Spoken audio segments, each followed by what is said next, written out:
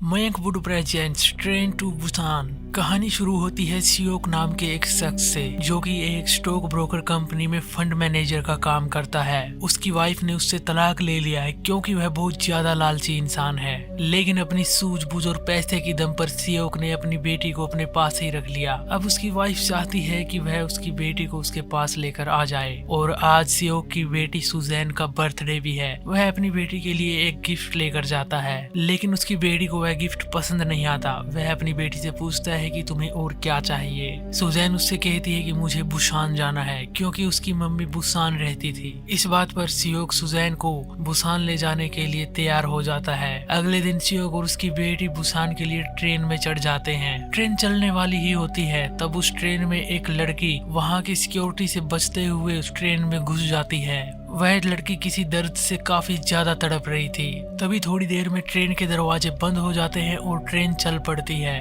तभी वहाँ पर एक पैसेंजर ट्रेन के स्टाफ से शिकायत करता है कि आपके टॉयलेट में कोई घुस गया है, जो कि काफी देर से उसके अंदर है और निकलने का नाम ही नहीं ले रहा। जब टॉयलेट का दरवाजा खोला जाता है तो उसके अंदर एक भिखारी बैठा हुआ था और एक ही बात की रट लगाई जा रहा था कि सब मर गए हैं। उधर ट्रेन में भी यही न्यूज चल रही थी कि चारों तरफ दंगा भड़क चुका है, लेकिन ट्रेन में बैठे पैसेंजर्स को कुछ भी समझ नहीं आ रहा था कि ये दंगा क्यों और किस लिए भड़का है। उन्हें बस ये पता था कि लोग एक दूसरे की जान ले रहे हैं। दरअसल शहर में एक बहुत खतरनाक वायरस फैल चुका था, जिसकी चपेट में आने पर इंसान जानवर की तरह खूंखार हो जाता है और जो भी कोई आसपास स्वस्थ इंसान दिखता है उसको काटने के लिए उसके ऊपर टूट पड़ता है और उसके काटे जाने के बाद वह स्वस्थ इंसान भी उसी की तरह बेहसी दरिंदा हो जाता है। अब इस हालत में उनको ना तो कोई दर्द होता है और ना ही उनका दिमाग कुछ काम करता है। वो बस एक जिंदा लाश बन चुके हैं। और वह लड़की जो उस ट्रेन में घुस गई थी वह भी इसी वायरस से इन्फेक्टेड थी और अब उसका इन्फेक्शन और भी ज्यादा बढ़ गया है। जब उसके पास ट्रेन के स्टाफ की एक लड़की पहुंचती है तो उसे इस हालत में देखकर इमरजेंसी को कॉल लगाने में बिजी हो जाती है और पीछे से वह लड़की उसके ऊपर टूट पड़ती है और वह उसे भी इन्फेक्टेड कर देती है। उस बोगी में बेसबॉल के खिलाड़ियों की टीम सफर कर रही थी। वह दोनों उनके पास आकर गिर जाती हैं और बोगी में बैठे बेसबॉल के खिलाड़ियों को भी काटने लग जाती हैं, जिससे वे खिलाड़ी भी एक एक करके इन्फेक्ट होते चले जाते हैं। अब वो सभी एक दूसरे को पूरी तरह से चोट पहुंचाने लग जाते हैं। तभी वहाँ पर स्टाफ से एक लड़का भागते हुए आता है और उस बोगी के सभी पैसेंजर्स को अगली बोगी में भागने के लिए कहता है। तभी सियोक की आंख खुलती है। वह अपनी बगल की सीट पर देखता है तो उसकी बेटी वहाँ पर नहीं थी, वह टॉयलेट के लिए गई हुई थी। सियोक जब अपनी बेटी को ढूंढने के लिए उठता है तो वह देखता है कि आगे वाली बोगी में काफी अफरा तफरी मची हुई है। तभी पीछे से सियोक की बेटी सुजैन उसे आवाज देती है और सियोक अपनी बेटी को गोद में उठाकर वहाँ से भागने लग जाता है और इस तरह यह वायरस एक बोगी से दूसरी बोगी में फैलता हुआ चला जाता है। आगे एक बोगी के टॉयलेट के सामने एक स्ट्रूट नाम का आदमी अपनी प्रेग्नेंट वाइफ का वेट कर रहा होता है। जब उसकी वाइफ टॉयलेट से बाहर आती है वह दोनों देखते हैं कि एक ज़ॉम्बी एक लड़की को बुरी तरह से काट रहा है। उन्हें तो कुछ पता ही नहीं था कि ट्रेन में चल क्या रहा है, इसलिए वह अपने पति से कहती है कि तुम उस लड़की की जान क्यों नहीं बचाते और स्ट्रूट उसकी मदद करने के लिए आगे बढ़ता है। वह ज़ॉम्बी स्ट्रूट पर भी टूट पड़ता है, लेकिन स्ट्रूट एक काफी ताकतवर इंसान है। वह उसे काबू करके उसी टॉयलेट में बंद कर देता है। फिर वह सामने से देखता है कि और भी बहुत सारे ज़ॉम्बी उन्हीं की तरफ बढ़ रहे हैं। वह अपनी वाइफ को लेकर वहाँ से भागता है। अब क्योंकि सभी सेफ बचे पैसेंजर्स भागकर पहले वाली बोगी में आ गए थे और वहाँ पर पहुँचने के बाद वह बोगी का दरवाजा बंद कर लेते हैं, लेकिन दरवाजा बंद होने के बावजूद भी वह ज़ॉम्बीज़ उनको देख पा रहे थे। तभी स्ट्रूट की वाइफ वहाँ से एक अखबार उठाती है और उस बोगी के दरवाजे पर चिपका देती है, जिससे वो ज़ॉम्बीज़ वहीं पर शांत हो जाते हैं। तभी ट्रेन में अनाउंसमेंट होती है कि ट्रेन में हुए हादसे के कारण अब यह ट्रेन बुसान से पहले किसी भी स्टेशन पर नहीं रुकेगी। तभी सियोक के फोन पर उसकी माँ का फोन आता है। वह भी सियोक को फोन पर कुछ ऐसा ही बताती है जो कुछ उस ट्रेन में घट रहा था और फोन पर बात करते करते उसे पता चल जाता है कि उसकी माँ भी उस वायरस से इन्फेक्ट हो चुकी है। तभी ट्रेन अचानक से स्लो हो जाती है क्योंकि वह एक स्टेशन पर पहुंच चुकी थी जहां पर बहुत सारे लोग अपनी जान बचाने के लिए उस ट्रेन में चढ़ने की कोशिश कर रहे थे, लेकिन वह ट्रेन किसी भी स्टेशन पर नहीं रुक सकती थी, इसलिए वह ट्रेन उन लोगों को मरता छोड़कर आगे बढ़ जाती है। तभी ट्रेन में अनाउंसमेंट होती है कि यह ट्रेन अब एक ऐसे स्टेशन पर रुकेगी जहां पर आर्मी का पूरा पहरा है और सभी यात्रियों को वह आर्मी किसी सुरक्षित जगह पर पहुंचा देगी। थोड़ी देर बाद वह स्टेशन आ जाता है, लेकिन वह देखते हैं कि वहां पर कोई भी आर्मी नहीं है। वो सोचते हैं कि शायद आर्मी स्टेशन के बाहर उनका वेट कर रही होगी, इसलिए सभी पैसेंजर ट्रेन से उतरकर स्टेशन के बाहर जाने लग जाते हैं। जब वो सभी स्टेशन के बाहर पहुंचते हैं तो आर्मी वहां पर खड़ी थी, लेकिन वो भी पूरी तरह से इन्फेक्टेड हो चुकी थी और उन पैसेंजर्स को देखकर वो सभी उनकी तरफ भागते हैं। पैसेंजर्स अपनी जान बचाने के लिए वापस ट्रेन की तरफ भागने लग जाते हैं, लेकिन यहाँ भी काफी सारे पैसेंजर्स इनकी चपेट में आ जाते हैं। सियोक, स्ट्रूट और बेसबॉल के कुछ बचे हुए खिलाड़ी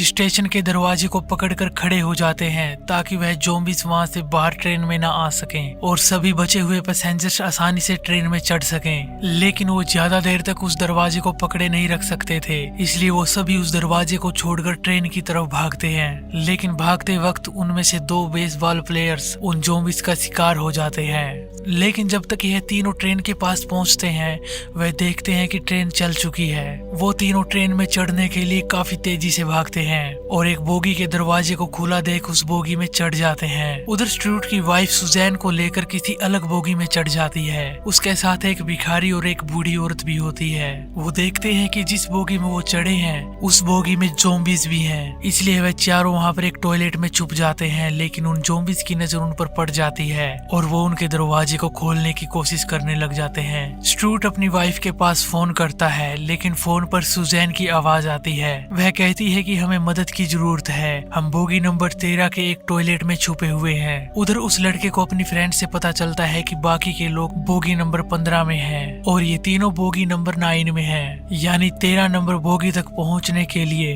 उन्हें ज़ॉम्बी से भरी 4 बोगियों से गुजरना पड़ेगा। इसलिए वह तीनों ज़ॉम्बी से लड़ते हुए वहां तक पहुंचने का फैसला करते हैं। सेफ्टी के लिए वह अपने हाथों पर कुछ जुगाड़ बांध लेते हैं और ज़ॉम्बीज़ का सामना करने के लिए उस बोगी में आ जाते हैं। वो तीनों एक अच्छे टीम वर्क के साथ उन ज़ॉम्बीज़ से लड़ते हैं और उस बोगी से निकलने में कामयाब हो जाते हैं। और इसके बाद उन्हें अगली बोगी के ज़ॉम्बीज़ से लड़ना था। जब वह अगली बोगी में एंटर करते हैं तब वह ज़ॉम्बीज़ उनके ऊपर टूट पड़ते हैं। तभी वह ट्रेन एक टनल से गुजरती है जिससे ट्रेन में काफी अंधेरा हो जाता है और वो सारे ज़ॉम्बीज़ एकदम शांत खड़े हो जाते हैं। वो तीनों नोटिस करते हैं कि ये ज़ॉम्बीज़ अंधेरे में नहीं देख सकते लेकिन आवाज सुन सकते हैं, इसलिए वह उन्हें आवाज का धोखा देकर तीनों उस टनल के अंधेरे का फायदा उठाकर उस बोगी से निकलने में कामयाब हो जाते हैं। वह तीनों प्लान बनाते हैं कि जब भी कोई टनल आएगी हम एक एक करके बोगी पार करते चले जाएंगे और इस तरह वह टनल का फायदा उठाकर बोगी नंबर 13 तक पहुंचने में कामयाब हो जाते हैं, जहां पर उनको वह चारों लोग अभी भी उस टॉयलेट में सेफ मिलते हैं। और अब इन सभी को अगली टनल का इंतजार है ताकि वह बोगी नंबर 14 को पार करके 15 में पहुंच सके, जहां पर बाकी सभी बचे हुए लोग हैं। प्लान के मुताबिक वो सभी इस बोगी को भी पार कर लेते हैं, लेकिन वह भिखारी आदमी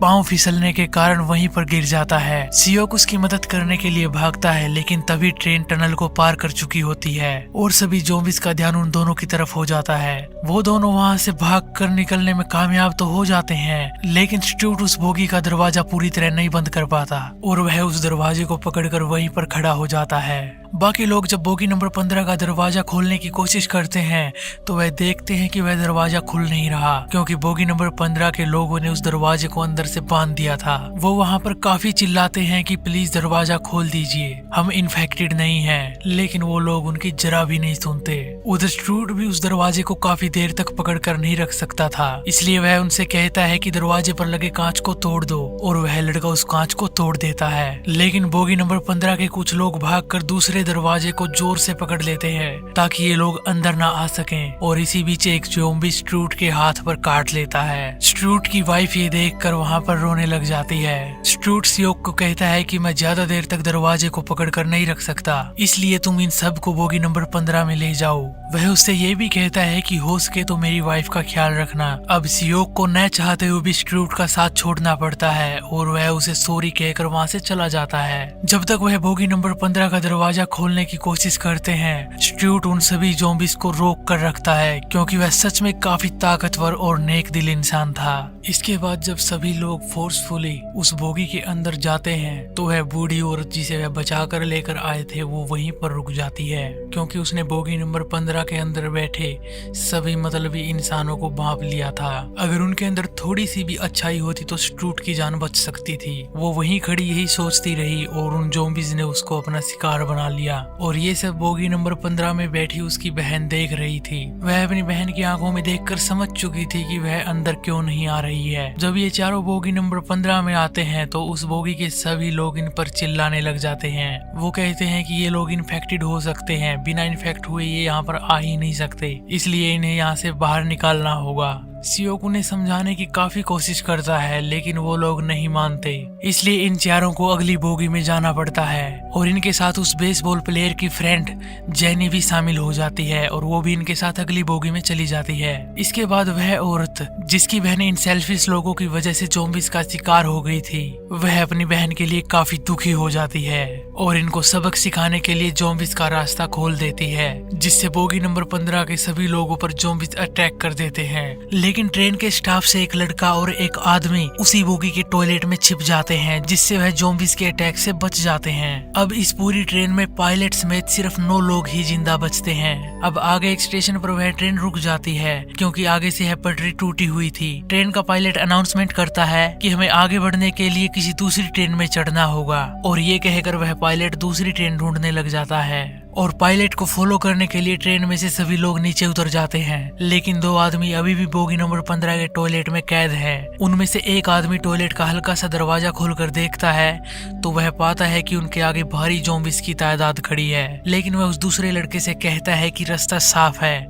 और पहले तुम बाहर चले जाओ। वह उसकी इस बात पर यकीन कर लेता है और जैसे ही वह बाहर जाने के लिए निकलता है वह पीछे वाला आदमी उसे ज़ॉम्बीज़ की तरफ धक्का दे देता है ताकि वह खुद उनसे बच के निकल सके। जब वह ट्रेन से निकलकर भागता है तो वह ट्रेन का दरवाजा बंद नहीं करता और उस रास्ते से काफी सारे ज़ॉम्बीज़ बाहर आ जाते हैं और उस भिखारी को भी अपना शिकार बना लेते हैं। और इसी बीच वह दोनों बेसबॉल प्लेयर्स भी इनका शिकार हो जाते हैं। अब ट्रेन के पायलट को एक इंजन मिल जाता है जो उन्हें यहाँ से बाहर निकाल सकता है। जैसे ही वह बचे हुए लोगों को अपने पास बुलाने का इशारा करता है तो वह भी ज़ॉम्बीज़ का शिकार हो जाता है, लेकिन शिकार होने से पहले उसने ट्रेन के इंजन को चालू कर दिया था जो धीरे धीरे अपनी रफ्तार से आगे बढ़ रहा था, इसलिए सभी को भागकर उस इंजन में चढ़ना पड़ता है। सभी लोग चढ़ भी जाते हैं लेकिन ज़ॉम्बीज़ उनका पीछा करते हुए ट्रेन के इंजन को पकड़ लेते हैं और एक एक करके ट्रेन के इंजन पर इतना दबाव बना देते हैं कि उसकी रफ्तार धीमी होने लग जाती है। लेकिन किसी तरह सियोक उन ज़ॉम्बीज़ को इंजन से दूर करने में कामयाब हो जाता है। सियोक को लगता है कि अब सभी लोग सेफ हैं, लेकिन जैसे ही वह पायलट से बात करने के लिए पायलट कक्ष की तरफ जाता है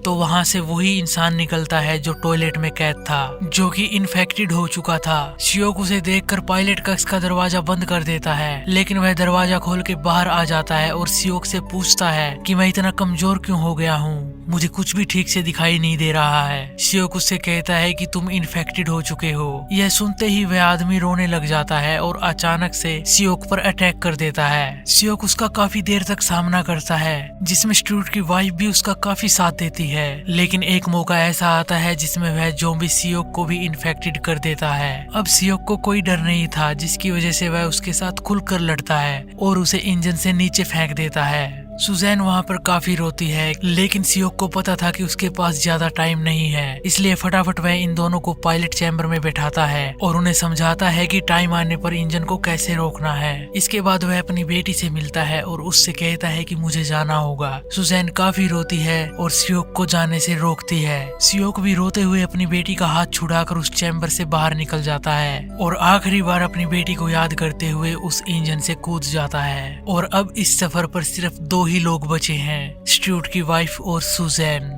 आखिर यह सेफली बुशान तक पहुंच जाते हैं। बुशान पहुंचने के बाद आर्मी इन दोनों को बचा लेती है और ये मूवी यहीं पर खत्म हो जाती है। दोस्तों, आपको ये कहानी कैसी लगी कमेंट करके जरूर बताइएगा। आगे आने वाले वीडियो को देखने के लिए चैनल को सब्सक्राइब जरूर कर लीजिए और बेल आइकन को भी दबा लीजिए। तो मिलते हैं नेक्स्ट वीडियो में।